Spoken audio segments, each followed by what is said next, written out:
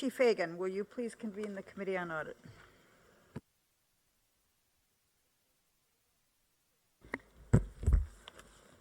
Thank you, Chair Eisen. Will the Committee on Audit please come to order? There are 2 requests for public comment. Each speaker will have 3 minutes to address the board. As your name is called, please come to the microphone. Kevin Weir, CFA Secretary in Sacramento. And actually, the second person is Neil Jacklin, who's Acting President of CSU EU. So if you could identify yourselves and go to it. Thank you. Good afternoon. I'm Kevin Weir, CFA Secretary and Professor of Sociology at Sacramento State. I want to comment on Assembly Bill 2505 by Assemblymember Santiago on budget transparency and accountability through audits. This is a common sense and good governance bill.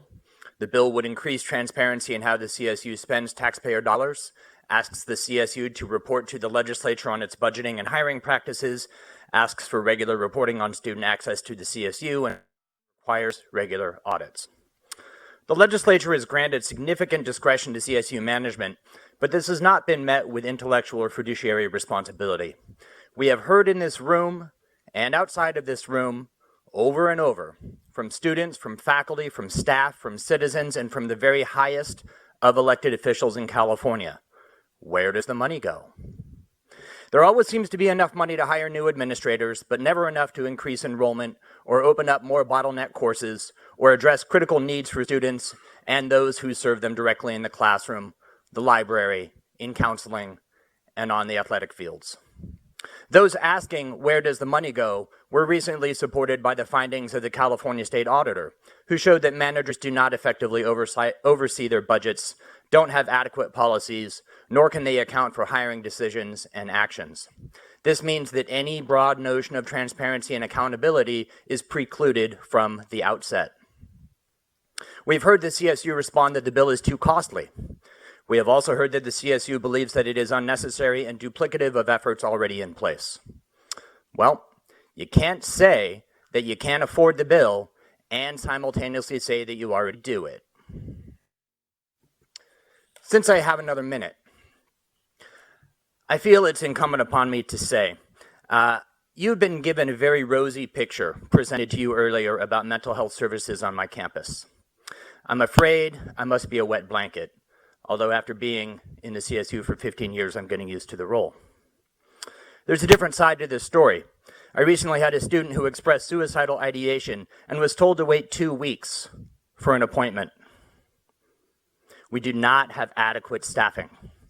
There are no permanent counselors on staff at Sac State. It is not a coincidence that Sacramento Senator Dr. Pan introduced SB 968 on student mental health. Mr. Day complained that SB 968 was an unfunded mandate. Our students are our mandate. Our students are our mandate. Thank you.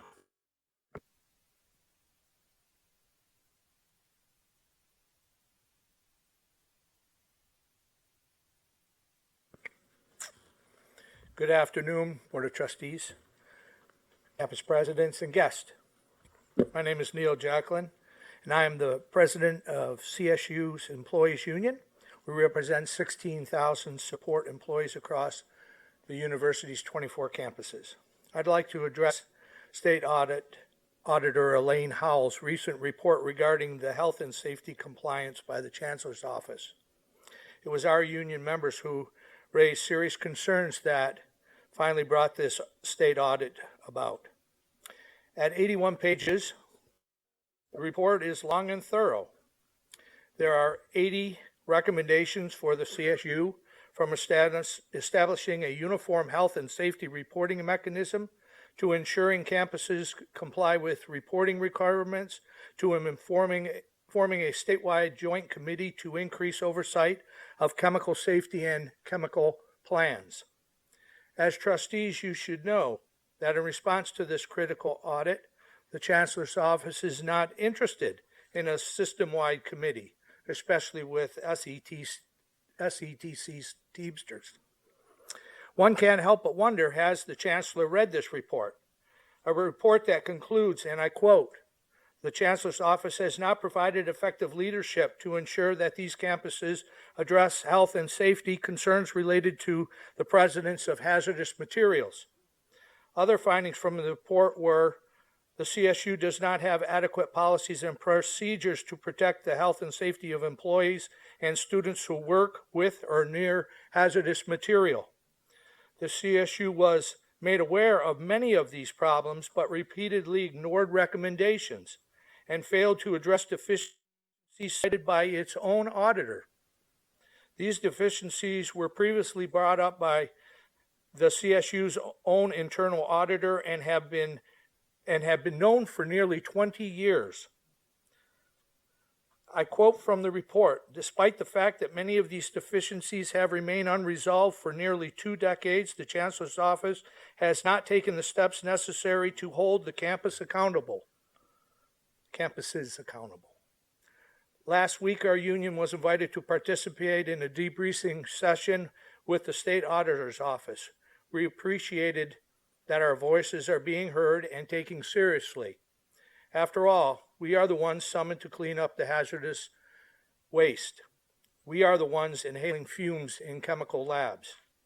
And let's not forget, it is also our students and members of the public who are at risk every day. Though the audit focused only on 4 campuses, the report made clear the problem exists system-wide. Therefore, we need system-wide engagement of all stakeholders. We ask that you, the trustees, also take this matter seriously and insist that the Chancellor's office complies with the auditor's findings. Thank you. Thank you very much for your comments. It's now time for the committee to consider today's consent agenda. Any member wish to remove any item from the consent agenda for further discussion? Hearing no request, are there any objections to the approval of the consent agenda? Hearing none, the consent agenda is approved. The committee has one item on today's discussion agenda. Item 3 is an information item, status report on current and follow-up internal audit assignments. The item will be presented by Larry Mandel, Vice Chancellor and Chief Audit Officer. Larry? Thank you, Chair Fagan. Item 3 in your agenda includes both a status on the 2018 audit plan and follow-up on past assignments. In your packet is an updated attachment A for the status report that shows progress since the agenda mailout. Attachment A indicates progress to date on the 2018 audit plan, which was approved at the January 2018 board meeting. It also indicates progress for any 2017 audits that are still in the process of being completed or have pending follow-up. Those numbers and letters in green reflect the updates from the mailout. Audit assignments for 2018 covering 15 diverse topics are currently in process or complete. Topics in the general campus audit category thus far include academic department fiscal reviews, cashiering, centers and institutes, emergency management, hazardous materials management, international activities, police services, student disability support, student health services, and student organizations. Our 4 general campus audit teams are advancing the new campus-focused approach for audit and advisory services in order to provide more meaningful and customized audits to the campuses and improve awareness of perceived issues and risks occurring at the campus level and at the Chancellor's office.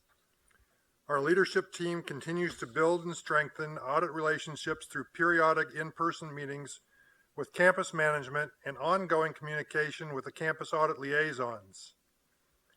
We have established an orientation program for new campus audit liaisons and are planning our 2nd annual audit roundtable with campus audit liaisons this summer. In our special programs audit area, we are in the process of conducting information technology, sponsored programs, and construction project reviews. Information technology audit topics for 2018 include cloud computing, decentralized computing, information security, and information technology disaster recovery. Construction project and sponsored programs reviews are being completed timely. Additionally, our continuous auditing initiative is progressing. Since the last board meeting, we have begun credit card data reviews for 3 of the selected campuses. Attachment A also indicates progress made toward completion of recommendations.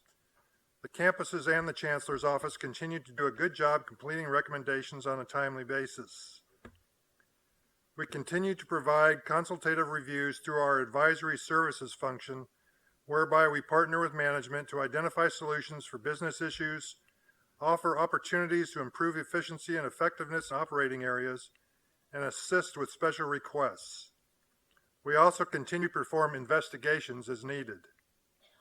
If you have any questions on the status report, we'll take them at this time.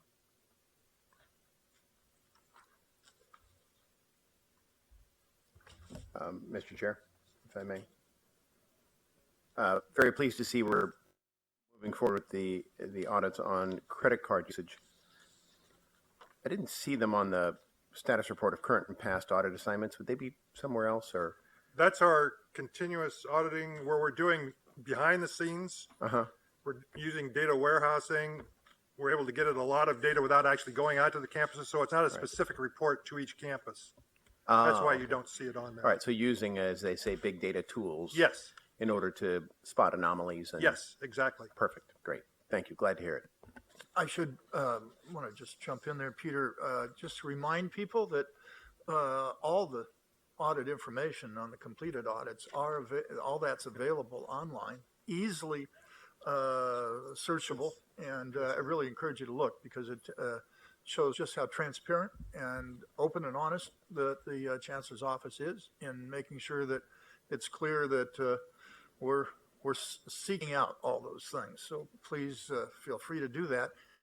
And if I recall correctly, there are things about credit card usage, rare, but it's certainly there. So Larry's people are on top of it.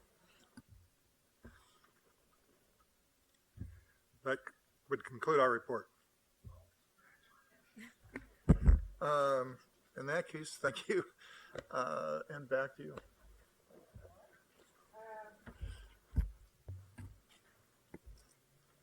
We're going to try to do one more